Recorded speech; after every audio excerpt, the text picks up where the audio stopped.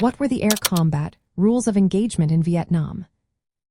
Imagine flying through a war zone where every move is carefully watched and every decision could change the course of a battle.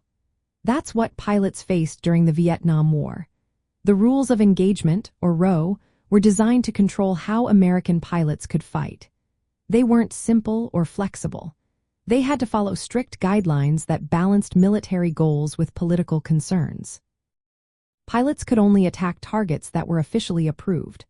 Many places, like major North Vietnamese cities such as Hanoi and Haiphong, were off-limits for bombing. These no-bomb zones stretched 30 miles around these cities to avoid escalation with China. Targets like rail yards, switching stations, airfields, dams, and hydroelectric plants were also off-limits if they were outside designated military zones.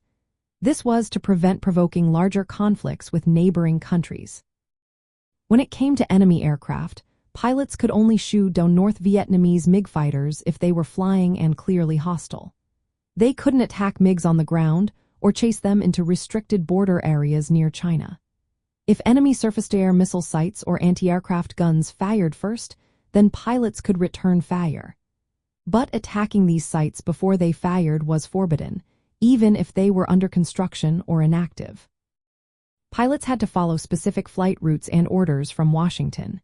These routes were predictable, which the North Vietnamese knew well. Flying along these paths made pilots vulnerable to enemy defenses. If they broke these rules, they risked court-martial, which is a serious military punishment. Because of these restrictions, pilots often flew through heavily defended areas, sometimes in bad weather, which made bombing difficult but still dangerous. The rules also limited how much support air forces could give to ground troops in South Vietnam. Sometimes they had to wait to be attacked before engaging, which was risky in close combat.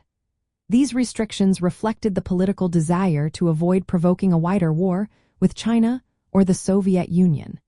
They made it harder for pilots to be aggressive, even though many believed stronger tactics were needed to weaken North Vietnam. In summary, the air combat rules of engagement in Vietnam included strict target lists with many zones off-limits, only firing on enemy aircraft under clear hostile conditions, attacking missile and anti-aircraft sites only if fired upon, following predetermined flight routes, waiting for enemy fire before returning fire, and limiting air support for ground forces. These rules shaped how U.S. pilots fought and made their missions more challenging, all while trying to balance military needs with political boundaries.